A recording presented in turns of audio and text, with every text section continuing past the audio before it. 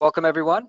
I'm Ian Blanding with the Pacific Northwest National Laboratory, and I'd like to welcome you to the U.S. Department of Energy 2021 Summer Seminar Series. So today we've got a great 90-minute discussion-based seminar that will address the pressing question of approaching zero, where do we go from here for commercial buildings? So without further ado, I'd like to introduce our moderator to get the conversation started. So Mike Toulouse, he joined PNNL in 2020 as a senior buildings research engineer at PNNL. He supports commercial energy code development program, providing technical assistance and support for cost-effective upgrades to national model energy codes and standards, including ASHRAE 90.1. He's got a wealth of experience of over 20 years, supporting energy codes and commercial buildings. And since 2007, he's been had a membership with ASHRAE 90.1, and he uses his combined expertise in code development and building simulation to help lead the effort to transition energy codes to a performance basis. And so Mike was also recently appointed to the 2024 IECC Commercial Development Committee. So Mike, without further ado, I will let you take things away. Okay, thank you, Ian. Well, welcome everyone. We have a great panel of speakers for today's seminar. The format for today's discussion, we're going to start with each speaker giving a short introductory presentation before we move to open discussion. I will start the discussion off with a few questions for the panelists that we are also going to be asking you, the audience, to weigh in on. So we've got some poll questions queued up to kind of get your take on these questions as well. And I want to encourage everyone in the audience to use the webinar question pane to submit questions, and we will get to as many of them as we can in the discussion. And I'm very pleased to welcome our three panelists for today, Annika Landrenau, Tom Phoenix, and Kim Cheslak. Annika leads HOK's Global Sustainability Design Practice, and she also serves on her firm's board of directors as well as their design board. She's based in Washington, D.C. and serves locally on the Green and Energy Codes Tag, the Mayor's Green Building Advisory Council, and co-chairs the Building Energy Performance Standard Task Force. Annika also serves on the National USGBC Lead Advisory Committee, Consultative Council for the National Institute for Building Sciences, and was also recently appointed to the IECC 2024 Code Development Committee. So she's also a senior fellow of the New Buildings Institute and a member of the AIA 2021 Board Government Advocacy Committee. So welcome. Tom is a principal with CPL Architects and Engineers based out of North Carolina. He's a registered professional engineer and has over 35 years of experience in the design, operation, and maintenance of building mechanical and energy systems in all sorts of commercial buildings, educational, government, and healthcare facilities. Tom has been an active member of ASHRAE since 1982. In addition to leading numerous ASHRAE committees, Tom chaired the Publication and Education Council, served on the board of directors for 11 years, was named a fellow in 2011, and served as the society president in 2014 to 2015. Tom is currently co-chair of ASHRAE's Task Force for Building Decarbonization. So welcome, Tom. And Kim is the Director of Codes for the New Buildings Institute. She's a building energy codes leader, helping to guide the future of codes throughout the United States and helping jurisdictions to improve their use of zero-based carbon codes and energy policies. She also supports NBI's broader engagement in code development with an emphasis on stretch codes and multifamily code adoption. She has over 10 years of experience focusing on buildings and codes, which includes commercial and residential code compliance studies, working with local governments to improve the adoption and compliance of energy codes, and managing sustainability portfolios. Kim was also instrumental in the formation of Washington, D.C.'s Green Building Division. So we've got a great group with us today with a lot of experience and a lot of knowledge. So I'm looking forward to hearing what they have to say. And we're going to get things started with, I'm going to hand it off to Annika, who's going to get things started for us. So take it away. All right, so thanks very much. I'm looking forward to talking to you about getting to zero or approaching zero and speaking with these great panelists. So the first question is always if we're ready for zero. And one of the things that we've done at ASHRAE is track our buildings through the 2030 program, the commitment that we have, and the DDX. And so I just pulled our data for office buildings, and these are small, medium, large, extra large. So some of them are over 1 million square feet. I pulled anything out that was obviously significant lab area, data center area, to really try to focus on primarily office buildings, although there are some minor program areas with retail or lab or data attributes. One thing I hope you notice when you look at the data is the cluster in the earlier years. Looking at site EUI, the cluster of site EUI is up in the mid-50s to mid-70s. And then as we move forward in time towards the last couple of years, you can see that cluster starts to move down to the 30s to 50s, and really where we are right now, looking at the lower 20s to really mid-40s in terms of site EUI, and that's kBTU per square foot per year. Please also note that we have a couple of net positive projects down there at the bottom in the 2020-2021 timeframe. And I'm going to emphasize again, these are market rate commercial and corporate office buildings that we have been reporting over the last few years. So these are cost competitive, private and institutional clients developing market rate office buildings. Kim will talk a little bit about NBI's data, but they're basically tracking buildings that are pursuing net zero. And once you get in the mid-20s site EUI, anywhere from mid-20s and I'd say even to 30s, you're really talking about net zero ready. You've gotten your site energy demand low enough to really look at net zero on-site conditions. So I'll show you a couple of examples of projects where we are pursuing net zero either on-site or a combination of on-site, off-site. This is a commercial office building here in San Francisco. This is under construction, site EUI targeting just under 26. They will produce on-site renewable energy to cover the core and shell condition and require off-site renewable energy for tenant energy use. So we're looking at different financing arrangements for these types of projects. Not just new construction. This is a retrofit of an existing building built in the 60s in Washington, D.C. The new site EUI is 27.3 kBTU. And in this case, the developer is doing all offsite renewable energy on buildings that they own elsewhere in the region, and in part due to there's a historic preservation review board that they would have to go through to do solar on site, and it's a little bit challenging in this area. This is important here because it's not just reducing operating emissions, we're also talking about the embodied carbon savings when we're able to reuse our existing building stock. And then this is another on-site, off-site solution. This is an institutional client. It's a courthouse, significant on-site data presence with record keeping. We got the site EUI down to 34.5. This just opened and is now operational. They're producing 60% of their annual electricity demand on-site with solar PV procured through a PPA, and then the remainder will be on other county-owned buildings through PPAs, power purchase agreement for those who are not familiar. This is what we're really seeing as the renewable, as net zero buildings are getting larger and larger, looking at a combination of on-site and off-site options or district solutions, which I think is going to be really important going forward. So if we're already doing it, why do codes matter? Because I think codes are really lifting the floor.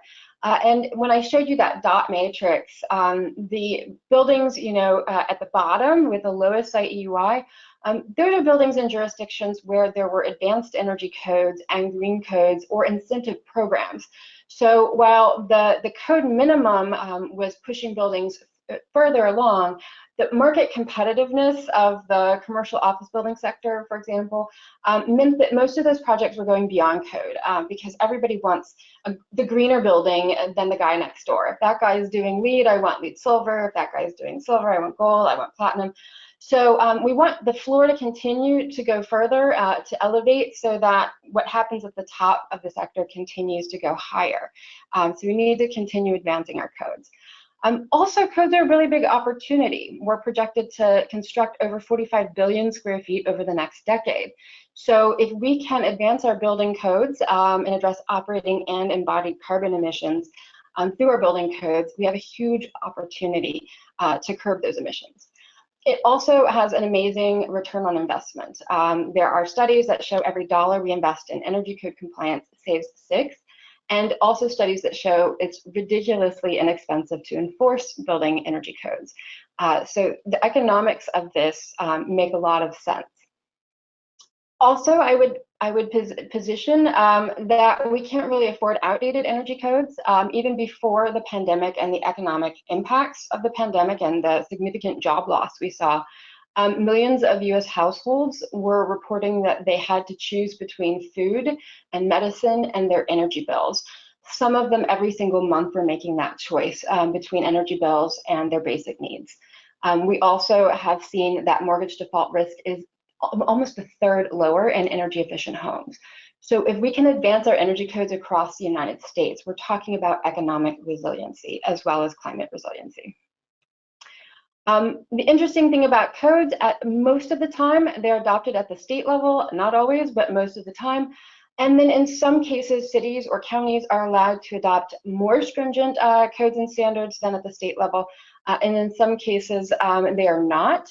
So in the case where they're not, then we often see incentive programs where the local jurisdiction is incentivizing advanced standards or green programs. And when they can get more stringent, then they do. And we have hundreds of mayors and cities and jurisdictions that have signed on to the Paris Agreement and are advancing beyond their state requirements. For these jurisdictions, there are some tools already baked into our model codes. In the 2021 code cycle, both at commercial and residential level, the Zero Code Renewable Energy Appendix was included at the commercial scale, and so that can be adopted by the jurisdiction at state or local level, either as mandatory or as incentivized. And so that allows a jurisdiction to decide to use this tool on their own, again, mandatory or incentivized, to help meet their climate goals. Tom's going to talk about some tools ASHRAE is working on, but there are other jurisdictions who are also working on model code language and tools so that jurisdictions who want to meet their climate goals through the building sector have some language already written and they don't need to write their own. And this uniformity is really helpful so that each jurisdiction isn't working off of its own unique code. It's helpful for people in the building sector not to work on hundreds of different codes. DC did write its own Appendix Z a few years ago, the last code cycle. And this is because we are required by our Clean Energy DC plan to have a zero code by 2026. So we felt like it was important to have a voluntary option before it became mandatory that we could then incentivize. And I think that's an important interim step for any jurisdiction to have, incentivize zero before you mandate it so that the market has time to build capacity. Don't need a long time to do that, 1 or 2 code cycles, but I think it's an important step. And then ultimately, and Kim is going to talk a little bit about this as well, new construction and just building these buildings is only one part of life cycle performance accountability. We do want zero buildings, but we also we want to be tracking performance every single year. We want to make sure that we're optimizing performance continuously throughout their life cycle, and we want to cast a wide net that captures existing building stock and not just new construction. Most cities and counties find that 50 to 75% of their emissions do come from buildings, and we'll only capture those emissions reductions if we address all of the buildings in our portfolios. So with that, my fellow speakers are going to talk about how we can be heroes through our buildings. Thank you. Okay, well, thank you very much. This is a great, exciting thing we're doing this afternoon, and I appreciate everybody attending. My portion of this is going to talk a little bit about a changing focus in our industry. We are the title of our topic today is Approaching Zero Energy, and we are getting there. Let me get my stuff working here. So this is a quote from my good friend Kent Peterson from when he was ASHRAE president back in 2007. And as you can see there, what he said was that zero energy buildings are the holy grail of energy efficient building operation. Annika just showed you some examples of where we are today. How did we get there? Well, we had some tools to help us get there. One of which that with which I'm very familiar are the Advanced Energy Design Guides that ASHRAE and AIA and USGBC and IES published together. ASHRAE 90.1, as you know, is kind of the de facto standard for commercial building energy efficiency. And in 2002, these 4 organizations got together and said, hey, we can do better than 90.1. And they began to publish these guides. As you can see on the screen here, there are 11 guides that were published from 2004 to 2015. Each one covered a separate type of building, and the group on the left was the first group and they would get you to 30% better than 90.1 if you followed the guidelines. And then we changed the focus to do even better and get to 50% better than 90.1. And again, those 11 guides were published before 2015. In 2016, and oh, by the way, there's a web link there. Every one of these guides is free. You can go to ashrae.org/freeaedg.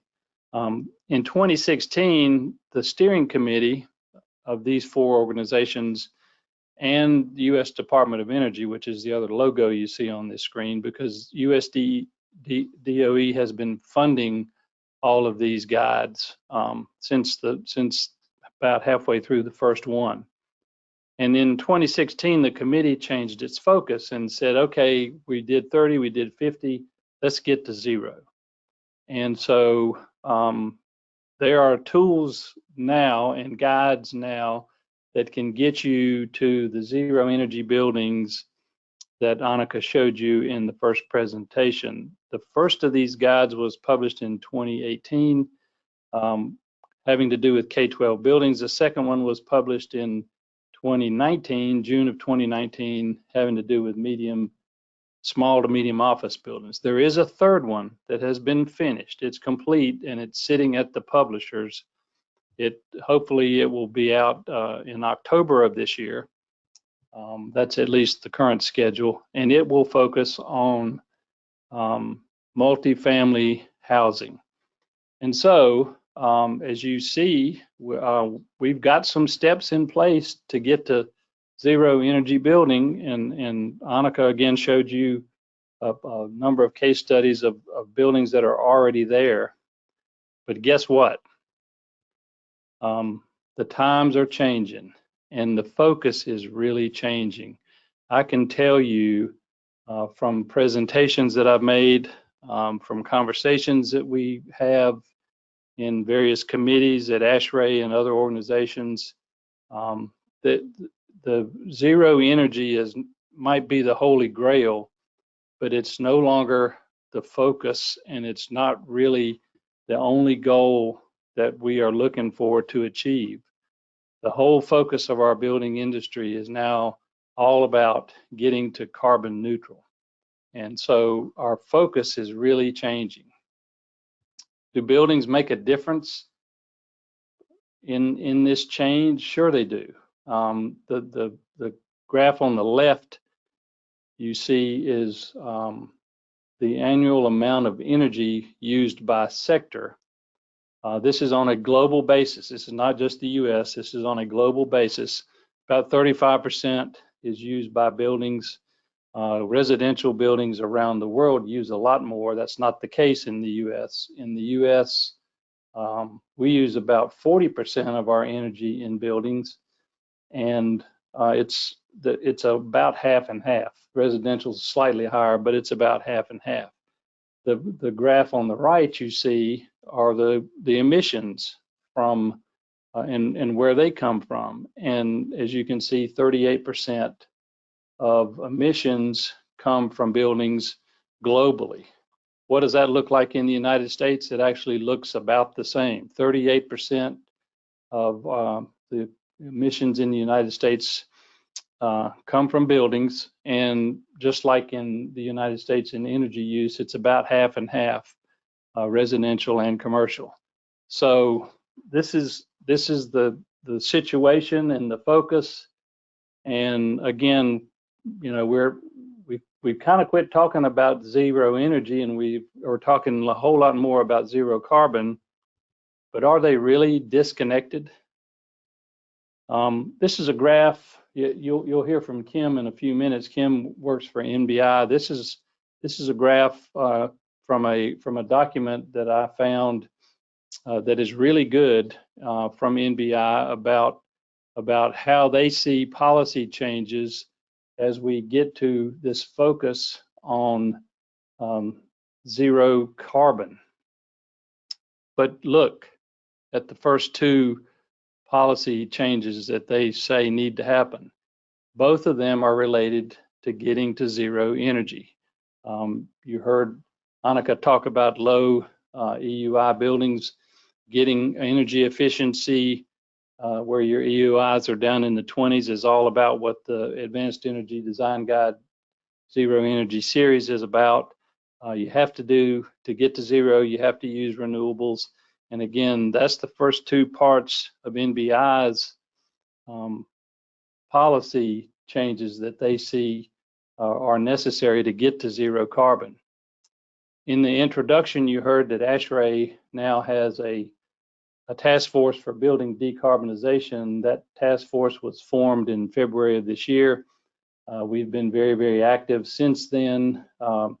We have 9 working groups that look at various aspects of the decarbonization process. Those 9 groups are listed here. But if you look at that, you will see that a number of them are very related to the same 5 foundations that came from NBI's document, and a number of them are very much energy related. The operational carbon is very much energy related. The codes and standards is very much energy related. So we're, in a way, we're kind of all working toward the same goal. But if we're going to make a change from a focus on energy to a focus on carbon, there are some issues. The first one is metrics. If you want to get to zero energy, that's kind of easy to measure. I mean, there's a lot of debate about what you look at and how you look at it, but it's kind of easy to measure. You get a building as energy efficient as you can. Again, the goal is to get down in the 20s with your EUI, and then you have renewable energy that makes up the difference, and you get to net zero. It's not, the metrics are not so clear when you're talking about carbon. There's still a lot of debate about where those numbers come from. Right now, the quick way to do it is to take the energy in the building and multiply it by a grid factor, and that is supposed to give you what the carbon footprint of that building is all about. But again, that's not really a precise way of measuring carbon. So there's that issue. And speaking of the grid, that's an issue from going from zero energy to zero carbon. The electric utility grid in the United States is currently, electricity is currently generated using fossil fuels for over half of the electricity being generated in the United States. And so we can talk about buildings all we want to, but if we're really going to start to focus on zero carbon and achieve some of the goals that have been set by the new administration in Washington and other agreements, you know, the electric utility grid has a ways to go. And the other part of the carbon discussion is embodied carbon. The building operation, we can try to get a handle on that and get energy efficient, but how much carbon did we use in creating all of the materials that go in the building? And that's the whole embodied carbon discussion. By the way, the grid focus and the embodied carbon focus both showed up not only on the 5 foundations from NBI, but also those are working groups in our task force for decarbonization. So this seminar is all about what's in the future. Where do we go from here in commercial buildings? So the first step is always going to be achieving zero energy. If we are going to get to zero carbon, we have to first get to zero energy.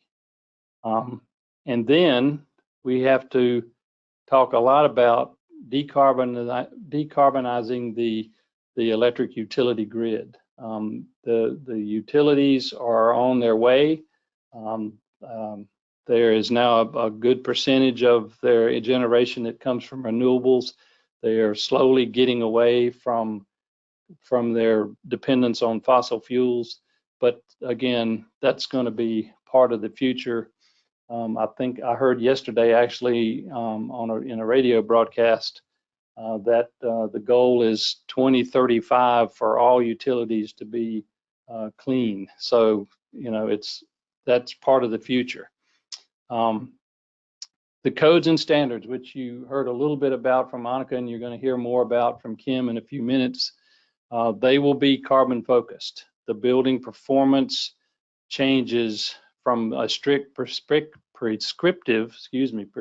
code to a building performance code are all going to become more and more focused on carbon. And finally, a design for the future is something that we can do now. I had a conversation with one of my colleagues here recently, and the example that was being used is, you know, circumstances today would dictate that you use a gas-fired water heater in your building, but you can design that water heater and design the building infrastructure to be able to easily change that in the future to something that's much more energy efficient, like a heat pump water heater that would certainly be not dependent on fossil fuels. So designing for the future, I think, is going to be a part of what we are going to have to do in our commercial buildings. And that, thank you for your time. That's the end of my comments for right now. And I know we're going to hold the questions until the end. So again, thanks. And I will turn this over to Kim. Here we go. Perfect. Great. Again, thanks for having me. And thanks to Annika and Tom for their great intros here. Wanted to focus a little bit here today on, oh my gosh, sorry. Something is going weird on my screen. Luckily, you guys can't see it. So we've heard already that we know today that we can achieve net zero energy buildings. And while we may be approaching zero in terms of energy savings, there's still some room to move.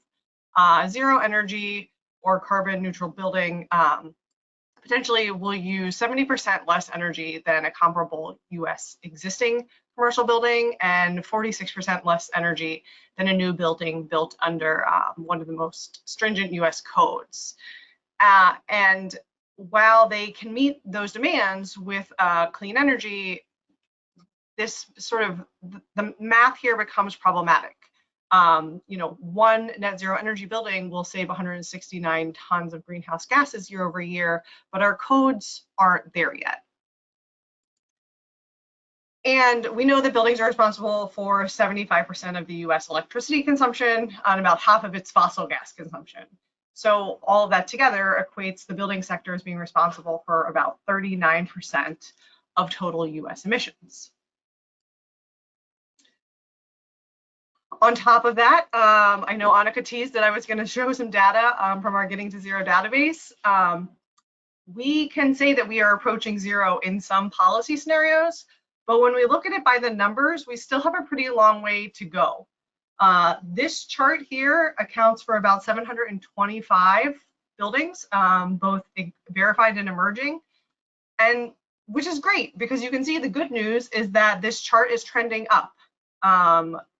You know, these buildings are becoming people are increasingly interested in constructing net zero energy buildings across the country, and we are able to get information on what those buildings are. The bad news here is that this is 725 buildings. And Annika noted a little bit earlier, 45 billion square feet of buildings are going to be constructed. 725 does not equal 45 billion. So we're in a little bit of a spot. Now, sort of layer on top of that, our codes aren't doing their part to keep up. In part, the development of codes is hindered by inertia in the building industry from designers, builders, owners, and in part they're hindered by the work of special interests. Code development bodies don't work for the jurisdictions that must adopt and enforce those documents. I know someone's going to say, well, what about the IECC?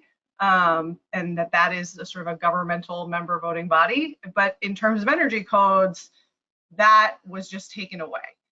So now, while I think we are lucky to have the code committees that we have in some of these ASHRAE and IECC committees, these people aren't always working at the same level as the people who need to meet their climate goals.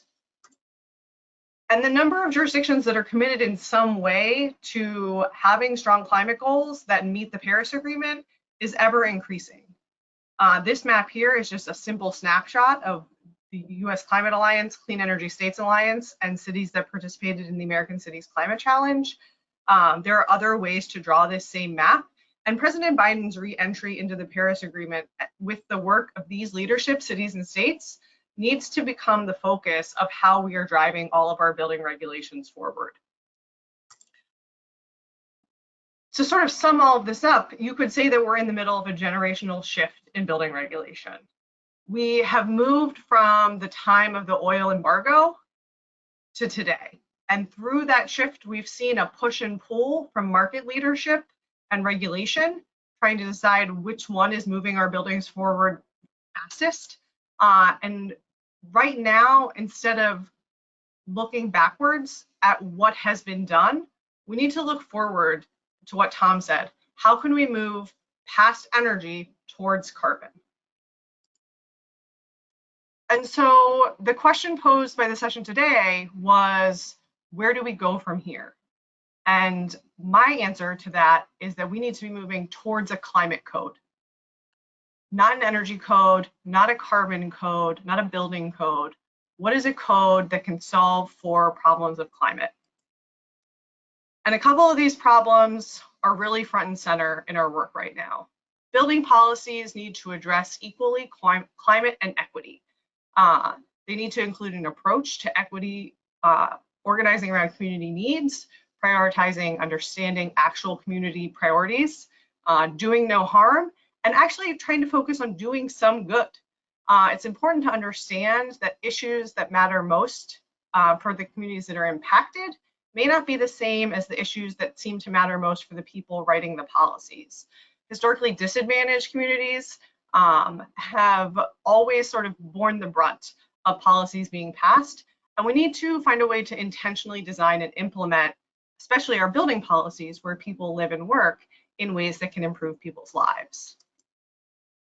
Additionally, we need to move all of our goalposts for our work on buildings. It's no longer time to talk about net zero energy. We need to be talking about specific key individual metrics. At MBI, we would argue that these are based on the 5 foundations of zero carbon building policies, but the goal isn't always carbon. The goal is to pursue each individual metric to solve for a different problem. Those problems hopefully all will equate towards the reduction of carbon and climate resilience in our buildings, as well as promoting a stable energy grid, which we know is going to be increasingly powered by renewable electricity. That renewable electricity is going to operate in a different fashion than we are used to now with carbon-based electric production. And we need to take into account other things that we aren't accounting for yet. What is the embodied carbon? What happens with our refrigerants? What happens when we deconstruct our buildings and portions of our buildings? And again, how do we solve for equity? How do we ensure a just transition, improve health, and affordability for communities where it matters most. And all of those targets then need to be laid over top of existing buildings. It's not really easy, but it's pretty easy to sit here and talk about new construction, right? The building hasn't been built yet. So what are the design constraints that are put on top of that? Existing buildings, we maybe need to slightly revise what those targets look like to include limitations and the realities of technology and cost effectiveness. But we also need to understand the potential impact and scale of the policy levers we're using to touch existing buildings. Right now, what's emerging as sort of the highest impact is building performance standards, which sort of at their core require a building meet a designated performance target, and can be a powerful tool in carbon and energy reduction. And then since I mentioned cost effectiveness, it's important to also think about how we reframe what we mean when we say that term. There are other things that impact cost. And I loved what Annika showed earlier with the impact of utility costs and how people need to sort of make the decision. And we've heard that for a long time, is that the first costs do not trump sort of the changing utility costs month to month in terms of what it means to be cost effective in energy. But when we talk about carbon and we talk about community resilience, we need to also understand what it means to future-proof our buildings, to have health benefits. What is the value placed on comfort and safety? And these things are being looked at in some policy scenarios, but we can no longer overlook the fact that the president has assigned a societal cost to carbon. There are costs associated with healthcare, inhalers, asthma medication. These things are directly tied to how we build our buildings. And finally, the first step needs to be adopting the most recent code or exceeding the current model standards. These are states and cities where I am tracking model code development through 2023.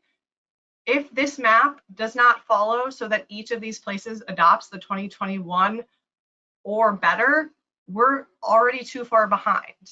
And we know this because we've been using those nice DOE maps for years and years in presentations just like this one. So we need to get out there. We need to get the code adopted locally. We need to anticipate the chances that are coming up in front of us, and we need to move cities and states forward to be able to meet our goals. And that is all from me. Thank you.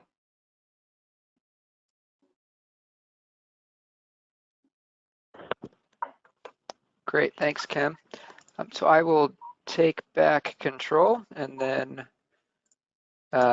Mike, I think we're ready for the discussion portion. Absolutely. Thank you, everyone. Great presentations. We're going to get started first, and I'm going to throw Ian a bit of a curveball here because I think I want to start with the metrics question. And we actually have a poll question for the audience.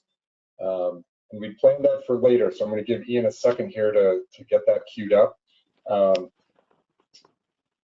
Everyone mentioned metrics as an issue. And so we're going to start by asking the crowd your thoughts on metrics here. You know, what is the appropriate metric for gauging success in approaching zero? And because of the limitations of GoToWebinar, we can only have 5 choices here. We would have loved to have had more.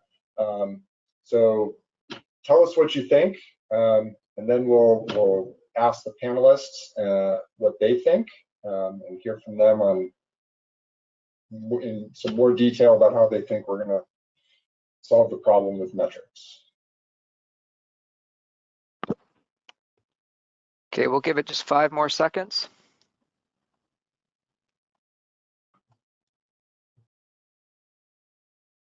Okay, closing the poll. And then here are the results. Excellent. I am actually going to start with Tom and asking him about metrics, and ask him to give us his thoughts on, you know, to get this discussion started. what is the right metric? Right now, ASHRAE 90.1 uses cost as the metric. There's certainly, you know, I know everyone on this panel and certainly a lot of our audience is aware of the issue of federal preemption and the federal law that sort of requires that we use cost or energy when we look and evaluate energy codes. So I'm going to ask you, what is the right metric we should be moving to, and how do we solve the challenges of metrics? Well, my short answer to that question is I agree with the majority of the votes. It's some combination of the above. You know, if you look at these answers, you could make a lot of arguments one way or the other. There is a B and C actually could be very dependent on A, you know, and so there's always a discussion like that. Cost traditionally has been the metric to try to show relativity between buildings in terms of energy savings.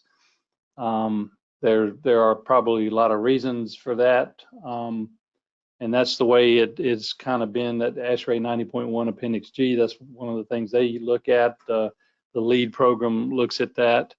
And again, that's done for a lot of reasons. But as we begin to transfer from an energy base to a carbon base, the cost thing gets a little more complicated, particularly when you try to capture the social costs of carbon that Kim alluded to earlier in her presentation. So the answer to me is, again, E, some combination of the above, but you can really get into very detailed and maybe complicated discussions about the impact of each one of the things on that poll. That is true. They are complicated questions that don't have easy answers. Annika, I'm going to move to you next. Any thoughts on metrics? I know in your presentation you talked about the importance of thinking about embodied carbon in construction and talked about EUI. Any thoughts from the designer perspective on the metrics that the design community needs to be successful in achieving zero buildings? And the design community has historically focused on site EUI because that's what's in our control. We don't control the grid sort of carbon intensity, and so that still needs to be addressed. The source EUI still needs to be addressed, but we don't control that directly, and so that is what's in our control is site energy use. And so that's where energy demand, and so that's what's been we focused on through our 2030 commitment. That has been operational and not embodied historically, and now, you know, through the SE 2050 commitment, we are focusing on embodied carbon as well. I think we need integrated operating and embodied carbon codes. We don't have that. We only have a handful of local jurisdictions who've adopted embodied carbon codes, but there is some indication that we might be moving in that direction. With you know, with codes and standards. And I know ASHRAE is developing standards that are starting to look at building decarbonization more holistically. So that's, I think, really important because we don't want to drive people away from our existing buildings. We want to drive people towards rehabilitation of those where possible.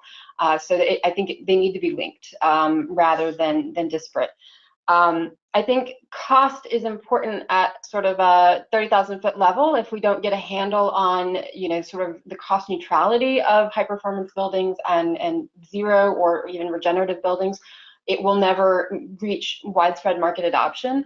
So we need to make high performance, you know, zero regenerative buildings the norm. We need to get there. So it's an important metric, but it shouldn't be the driving metric because sometimes it creates a preference for things like on-site natural gas, like cogen or natural gas-fired water heaters. And you know, in addition to whether or not that's what we want for carbon reasons, on-site combustion might create local air quality issues or other concerns. And a lot of communities are starting to look at electrification. And so if you're focused on cost, when you're doing your energy model, that might drive you to one solution, which might be at odds with where your jurisdiction is looking at going from a carbon perspective or other priorities. And so carbon is important, but energy is important. If you have a fairly renewable energy or carbon low carbon grid, you still want to reduce site energy demand. So we don't want to only focus on source. We still want to, you don't need to waste it just because you have a lot of renewable energy or low carbon energy on your grid. So all those things are important. Great. Yeah. And Kim, I'll let you have the last word on metrics here for the time being.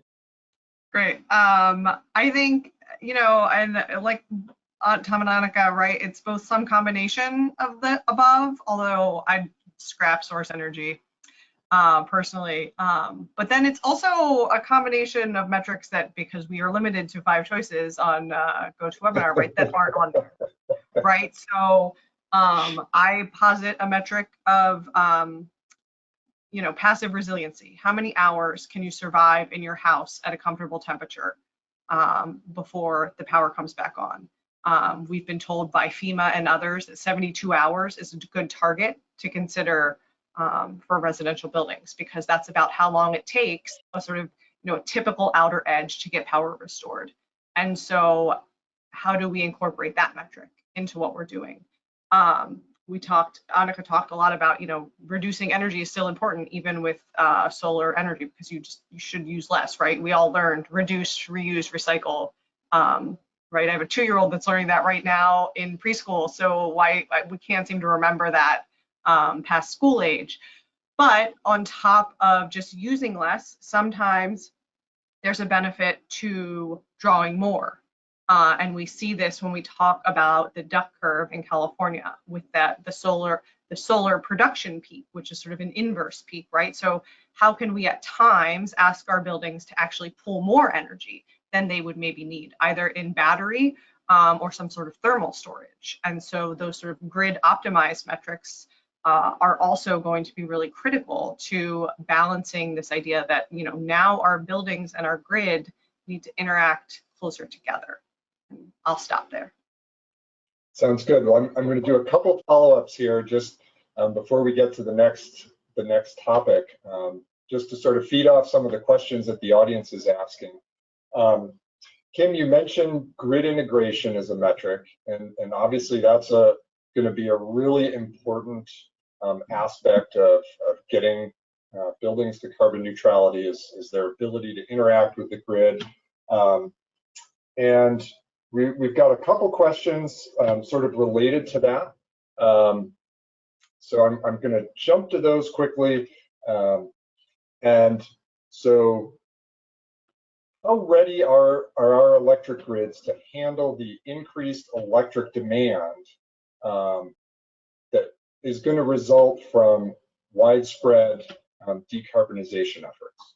And what do we need to be doing to get ready for that? So Kim, I'll hand it back to you to let you start off with that. So I'll start off with the worst answer, which is it depends on where you are. Yep. When we talk about the electric grid, I think we often, you know, what we're transitioning over to electricity is heating, space heating, water heating, and sometimes cooking. The cooking loads are relatively small in this equation, right? Not to be overlooked, but they're relatively small.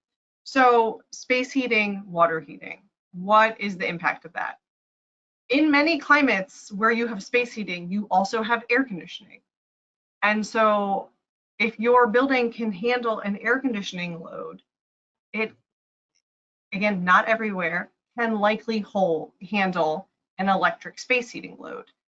The goal is to move to more efficient electric heating, right? So while electric resistance is perfectly efficient, as we were told once, 1-to-1, things like heat pumps, VRF systems are more efficient than that, right? So you are significantly more efficient. So then it's a balance, right? Are you in one of those, you know, perfect climate zones where you may sort of end up with both a summer and winter peak, but that the winter peak doesn't take over. And so if you are in a place where winter peaking does not take over, then there is no concern, right? The electric grid already handles the cooling. When you layer into this things like electric vehicles, my answer gets slightly more complicated. But again, with some idea that like electric vehicles maybe don't need to be charging at the exact same time that you are peaking, cooling or heating. We have, and people are building mechanisms to control for that. Those places are ready. The places where we are maybe not as ready, we still need to focus on our existing building efficiency. And we know this even just from like looking at swapping out heat pumps in single family homes. When you go from something like a furnace or a boiler to a heat pump, if you haven't sort of weatherized the home, gone through and done a little bit of air sealing, people are uncomfortable. And like I said, I'm giving value, some like quantitative value to that comfort.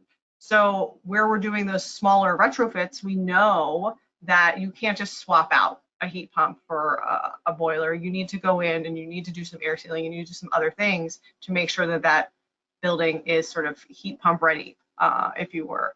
So that's not really the best. There's a lot of like layers to this answer. That is the sort of best high level answer that I think probably makes sense for this context. Tom or Annika, anything that you want to add to this issue of grid demand? Well, I agree with everything Kim just said, and we're having a lot of discussions about that at the Decarbonization Task Force. And one of the reasons is because your question was, is the grid ready? The other part of that equation is you're kind of moving the carbon problem from the house or the commercial building to the electric grid. If the grid doesn't very quickly become less and less dependent on fossil fuels. Just in very simple terms, if I took out my gas water heater in my house and I put in an electric water heater, now the electric demand in my house has gone up. That demand transfers to the utility who is generating that electricity with fossil fuels. And in areas, as Kim mentioned, it really is very dependent on the area you're in. But in areas where 60 to 70% of the electric generation is done with natural gas or coal, again, all you're doing is shifting the problem. And that goes to, several of the slides you saw from all three of us about making sure that in the future electric grid is as clean as possible. I would echo that, and I would say that in the same way that your HVAC system is sized based on your peak demand in a building, our grid is really designed around our peak demand across the country, and storage is really going to be what helps prepare us for this net zero future. And that can be storage built into buildings, but it can also be part of our fleet of vehicles across the country. And because electric vehicles or hybrid electric vehicles have batteries built in, and as Kim noted, we have smart controls for all kinds of systems, and they can certainly control time of day for charging. And so we can draw power off the grid when we're producing a surplus of energy from renewables, from wind, from solar, from hydro, from anything. And we can store it, and then we can put it back into buildings when we are not producing sufficient energy. And I think one of our biggest challenges right now in our codes is, even though the intent of our energy codes say that they're about the effective use of energy, I think there's still too narrow of a focus on energy conservation and not on how we manage energy effectively. I'll also say, living in Washington, D.C., there are virtually no public electric vehicle charging stations. And we're in 2021, and if I wanted to buy a vehicle, I have to park on the street in the middle of an urban area. I can't buy an electric vehicle because I have nowhere to charge it. How are we preparing for the future?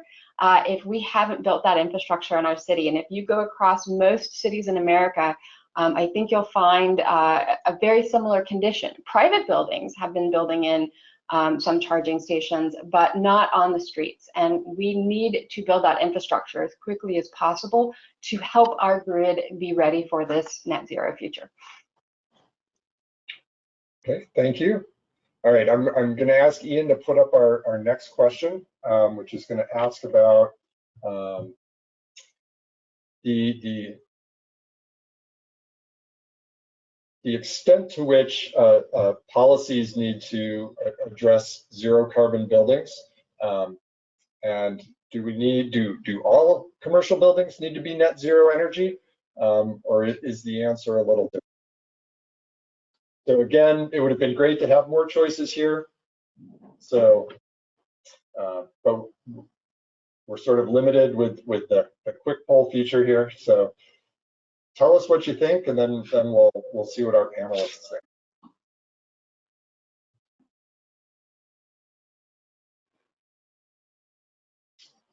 Great, thank you. All right, I'm gonna start this off. I'm gonna let Annika start us off here, because I think this question really relates, is best answered by a designer, because I think it's really you know, designers that are designing and getting buildings built. Can we get all buildings to net zero, or do we really need to have policies that focus on, at least in the short term, focus on the buildings that we can get to net zero, and then I think we can get there. I think we can get there. I think that we have to have a definition of net zero that allows for campus and district and regional scale solutions. We do need to reduce energy demand on site. We do have urban conditions with very tall buildings, with zero lot line conditions, where we may not be able to produce all energy generated on site, like within a roof line. But we can require that direct solar energy or renewable energy be purchased off-site, not just RECs, not just certificates, but installation of new capacity be installed as a part of either a building retrofit or renovation effort, or as new construction.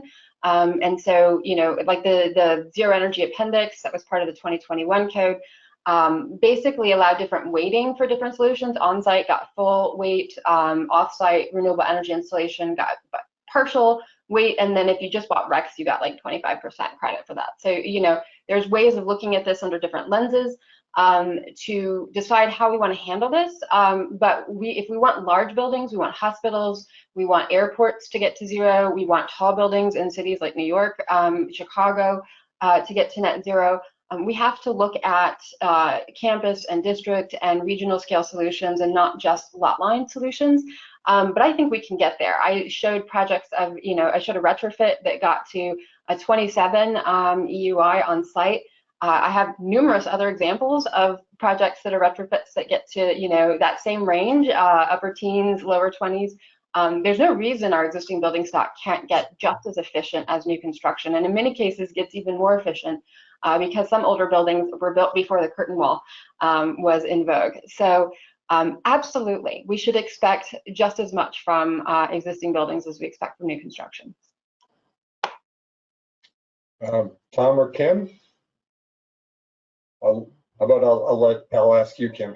Any thoughts on this? Yeah, happy to jump in just a bit. I mean, I think that the way that we NBI have been thinking about this, with the sort of addition of metrics and not just a single metric, it is likely that many of the metrics that we've been talking about, you know, highly efficient, passive renewable, or passive survivable, with the addition of some renewable energy, will sort of result in buildings that are net zero energy, right? And so do I think it's absolutely critical that every building built as of today is net zero energy?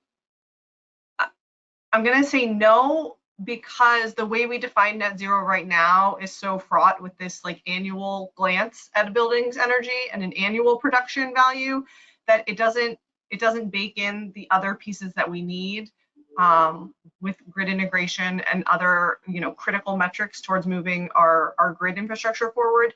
If we take the way we currently define net zero and layer onto it the other pieces that we know we need to move towards zero carbon, and sort of a sustainable, renewable electric grid, then yes, I think it is critically important that all of those buildings make the shift. The way we talk about net zero right now, that annual count, I think, is problematic looking into the long term. Tom, any thoughts? Yeah, well, I don't know that I have a whole lot to add in a combination of Kim and Annika. They sort of answered the question.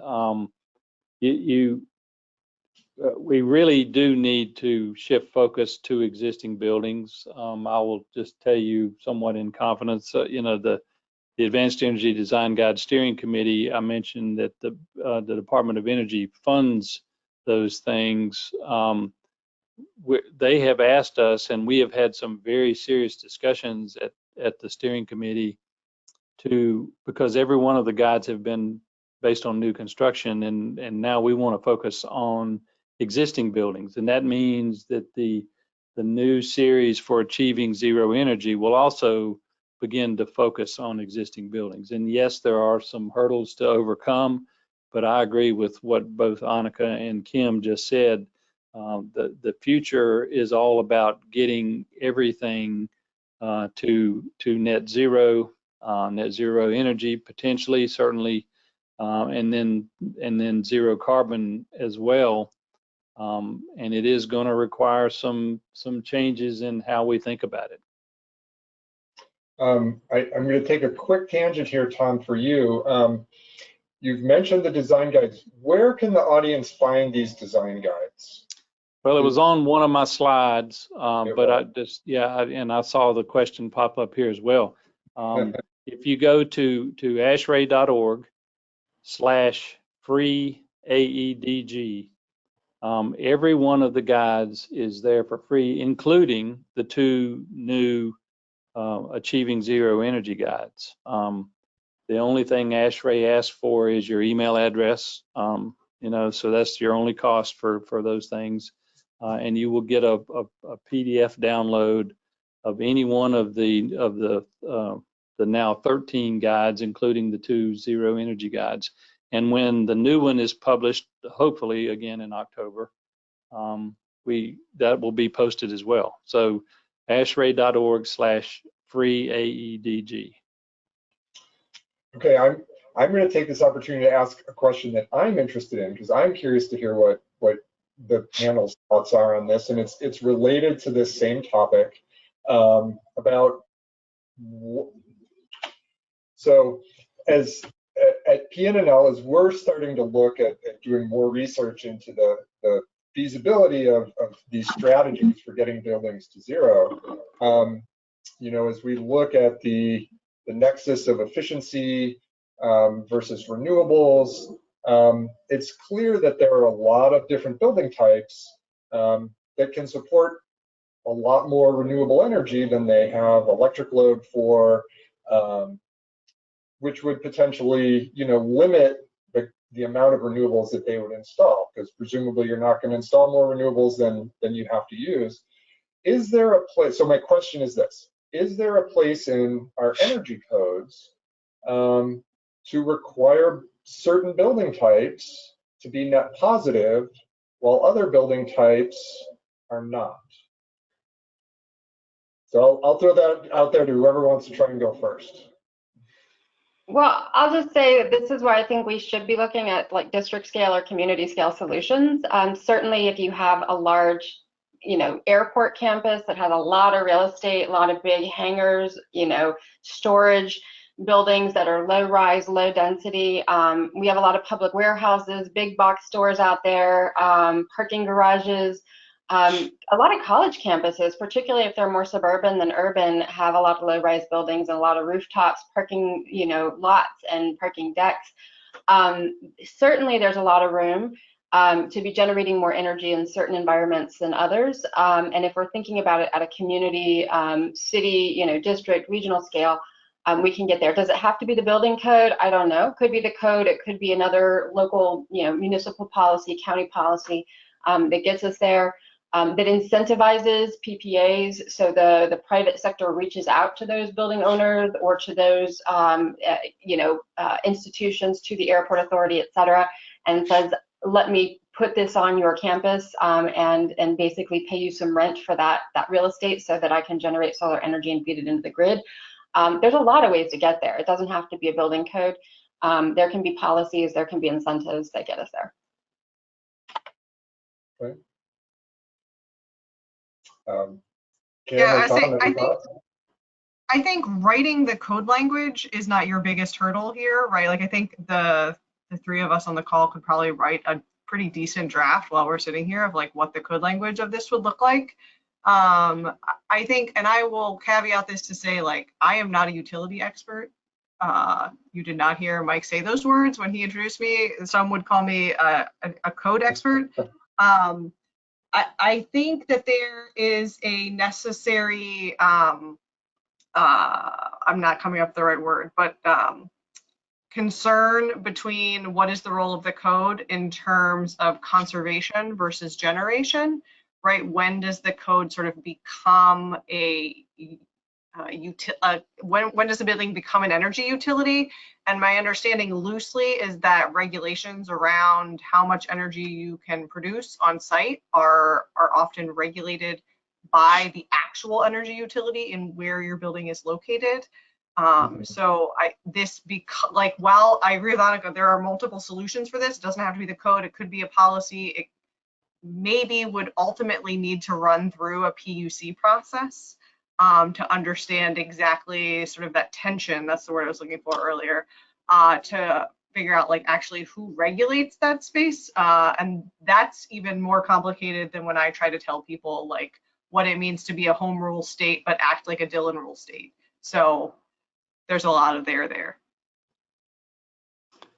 Yeah, my response to your question, Mike, is being as Annika is, I'm a designer, a design engineer, and I deal with local code officials and state code officials almost every day for my day job, and I've dealt with the code officials and worked very closely with the code writing folks. That there is a place for building codes. I'm not sure that this type of discussion, at least the question that you asked, is the right place for building codes, because particularly getting local officials to even understand what the heck you're talking about is going to be a bit of an issue. And I think there are a lot of ways to get to where we're going and where we would like to go. But the use and codes are going to be necessary. All three of us talked about changing the focus of codes and standards to not only energy but carbon. But in some cases, the code is probably the wrong tool. So that's kind of a generic answer to your question. But that's based on experience. There's probably a better way to get to what you just asked. You do need utility buy-in. You probably need incentives. And I will just say this, you need incentives that drive installation of large renewables on your sort of grayfield sites, like your parking lots and your big box stores. Maryland right now is looking at using their ag preserve for renewables. And I gotta tell you, it kind of hurts a little bit. I like the idea of adding more renewables to the grid, but I don't know that I like the idea of using greenfield space to do it. There's a carbon trade-off there that I don't know that that's, I'd rather see the incentives driving people to, our grayfield sites than our greenfield sites. And so it's like, did we incentivize the right thing? Not so sure. It's good to have a lot more renewable energy going into the grid, but are we losing something in the process? Okay, and sort of staying on this topic of buildings and what buildings should be, carbon neutral. I'm going to read a question from one of our audience members. and let's chat about that. The question is, states like Washington and Oregon have executive orders to reach 70 and 60% reduction in regulated site energy loads by 2030. With 90.1 2019 already at approximately 55% better than 90.1 2004, where are the technologically and economically feasible areas within energy codes like 90.1 to attain these goals? So outside of solar and storage, have we reached max tech for code solutions? So I'm going to open it up there and see what your thoughts are there. Are we at max tech for energy efficiency? Well, it's a good question. I don't think we are at max tech for energy efficiency. We may be approaching max tech for limitations on our codes in some areas. And when I say that, I mean the codes are capped in mechanical and water heating efficiency at federal levels. So you can buy a much better piece of space heating equipment than federal minimums. The code cannot make you buy such a piece of equipment. So are the codes approaching a max tech cap? No, because they can't approach that max tech cap because they are kneecapped, if you were, by federal appliance standards. And so while we have seen like wonderful growth in lighting efficiency because of LED, and we're continuing to see neat things out of the labs studying what sort of is the next LED, right? Like, you know, we are then like held back at these bizarre antiquated efficiency categories for things like space heating, which we just addressed earlier, are very critical to, you know, being able to mitigate the switch to all electric renewable energy. So that's my answer. I would say, oh, go ahead. No, you go ahead, Annika. Yeah, I would say that because the model code can't pick winners and losers, right? Even the lighting could probably get more efficient if we just honed in on like LED technology and said we're not going to leave room for people to continue to go with fluorescence or you know, other technology. We could get more efficient there, right? We could get more efficient on lots of things if we just allowed the code to pick winners and losers, but the model codes can't do that. They're not allowed to do that. So locally, sometimes codes do drill down and get a little bit more particular. 30%, like in our current code in DC, if you're doing a commercial office building, 30% of the resulting sort of energy use is coming from occupants, from tenant, you know, plug loads and things that you know, you can't really control for until you do your tenant space fit out. So, you know, the IECC 2021 commercial was the first IECC code cycle that added plug load controls, receptacle controls. ASHRAE 90.1, fortunately, has had those in since 2010. But we see all kinds of workarounds. Some people strike that from their code adoption. And, you know, lots of people, some people double up on receptacles, you know, to avoid using them. We've got to deal with our plug loads. Seriously, as the code gets more efficient, it's 30–40% of building energy demand. And in residential, I'll just say this about the shutdown. I talked to some REITs, some portfolio owners across the country who own multifamily, who own commercial office buildings. As these buildings went unoccupied, the office buildings went down by at least 40% energy use, some significantly more than that. The residential buildings, where everyone stayed home and worked from home for over a year, barely used more energy. That means all this time, when everybody was going to work every day, those buildings were using just as much energy as they are now while everybody's at home working. Plug loads at home, plug loads in the office, we got to figure that out, and our codes could figure out how to do that better, potentially, but that is a frontier. And then the ongoing operations and maintenance is another issue, because that is where we lose most of the energy savings we get in the codes. Yeah, exactly. And just to build on that thought for a second, the comment I was going to make is, in answer to this question, is that there probably is a point where we max out. Now, technology changes constantly in new products and new science, and that's going to be forever and ever and ever. But there is a point where we will probably max out in building codes and standards if we are only talking about prescriptive methods. And that's why it is important to begin to look at total buildings, total systems, and in some cases total communities, where we can look at performance and not just prescriptive methods, and the total performance of our building. The Advanced Energy Design Guide Achieving Zero series, there's a lot of case studies that build upon a lot of the things that Annika showed you in her case studies in her presentation. One of the things that is common to every one of those success stories is the fact that the team from the very beginning was focused on getting to zero. And so it becomes a little bit of a paradigm shift in how buildings are designed and constructed. And that is the kind of thing that will help us get to the numbers that are in your question here.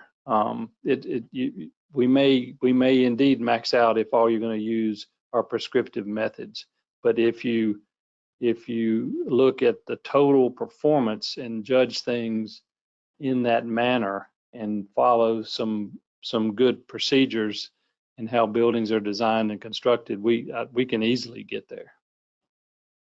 Excellent. Well, we've got about 10 minutes left. I've got 2 more questions to hopefully get in before that time. The first one, these are both questions, sort of audience-based questions. The first one is asking the panel's opinion on the role that green hydrogen plays in the transition to net zero emissions, and whether a strong shift or policies that incentivize green hydrogen potentially prolong and extend the reliance on natural gas or blue hydrogen. Wondering, any thoughts on the topic of the role hydrogen has to play for solving our crisis here?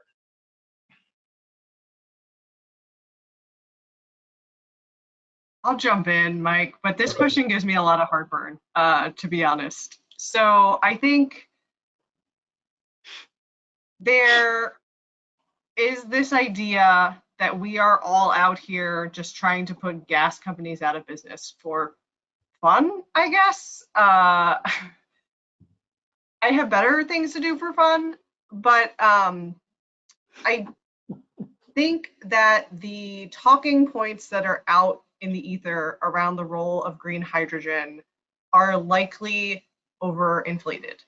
The success of hydrogen as a transition fuel that may help us in some ways to make a transition to 100% renewable electricity are possible. I think we need to understand the limitations of those. They're, in my understanding, again, like not a utility expert, certainly not like a natural gas pipe distribution expert. You can only put so much hydrogen into our current natural gas lines before the weight of the molecules creates a problem. There are still leakage issues with stuff like that. So if the question is there a small role for hydrogen to play in a transition to 100% electricity, the answer is yes. If the question is, does hydrogen continue to play a role for years and years into the future, the answer is just absolutely not. I mean, could alien technology come down and teach us how to do this? Sure, maybe, but I can't answer questions under that scenario. If anything, it is a limited and time-bound role. Okay. Any other thoughts there? No. Okay. I'm going to move on to the next topic. Maybe it won't be our last. Another audience question. This one has to do with renewable energy, and I'm going to read it. It says, renewable energy credits help add more renewables, but at some point we need renewable sources all hours of the day. How do we start valuing the time domain of loads in renewable generation so that renewable generation can actually meet the loads of the building for all hours that energy is being consumed? And I know we've touched on this topic a little bit. I think it's sort of, the whole grid integration topic really is dealing with this. So maybe let's get into some specifics that you think we need to do. California with their code, Title 24, is really moving in this direction. They have time-dependent valuation of energy that they're using. What specifically, can we give a couple examples of really what we need to do in the near term to sort of advance this idea of grid integration, the ability to use renewables for more than just those few hours during the day when the sun is out? I don't know who wants to go first. I think I've called on all of you to go first, so whoever wants to jump in, feel free.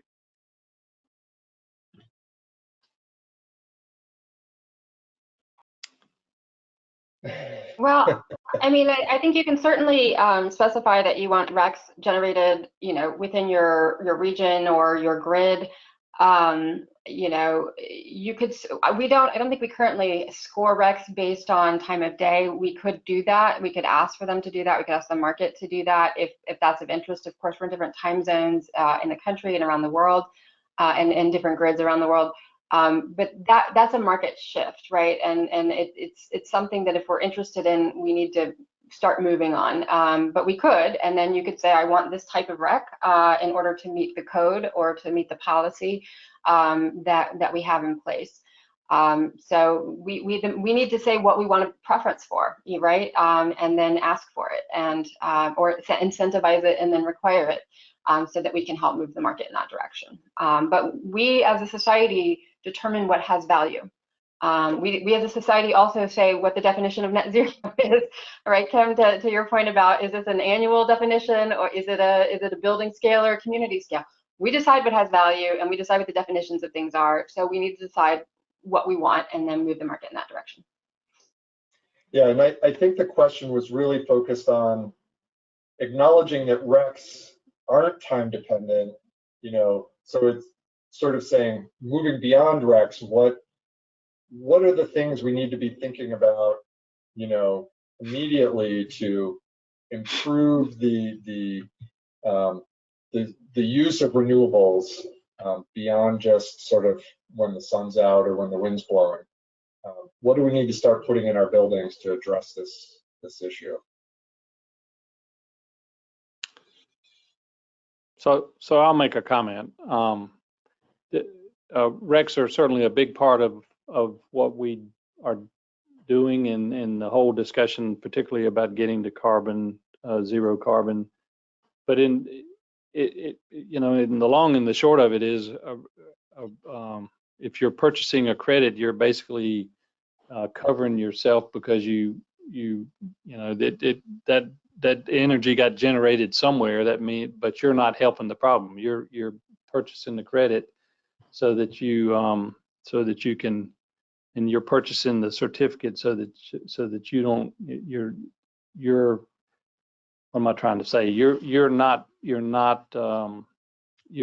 helping the renewable situation. That's now. Are there a good solution to offsetting carbon at the grid level, because they can generate renewable and then sell that credit to somebody that needs it? So I'm not saying they're not a good thing, but they're not really a long-term, I guess is what I'm saying. They're not really a long-term contributor to the goal of getting to zero everywhere, which is what we just talked about in the last question. And what we haven't talked about today are things like storage, batteries and thermal storage and those kinds of things that make the time of day thing a little bit of a moot point, and those will also be part of the long-term solution. So, you know, renewable energy credits are a great idea. They certainly help in the short term. Are they going to be part of the long-term solution? I don't know. That's kind of a personal thought, but that's certainly, you know, an answer to your question. Okay, well, I thank you. I think that was a great way to finish our discussion, by saying that we all need to be doing our part. We can't just buy credits to absolve ourselves of contributing to the solution. I want to thank all of you for taking time today to be part of this discussion, and thank the audience for joining us. And we look forward to hoping that everyone joins us for the next event in a couple of weeks. So any last things, Ian? Are we all set?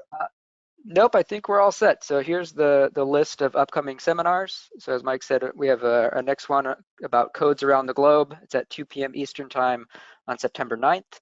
And then if you did not get the link for a certificate of attendance, I put that in the chat. So please grab that if you need it, or you can also reach out to me. So thanks again to you, Mike, for being a great moderator, and to Kim, Annika, and Tom for being great panelists. So really appreciate it, and we hope you join us next time. Thanks for having us. Thank you. Thanks, guys.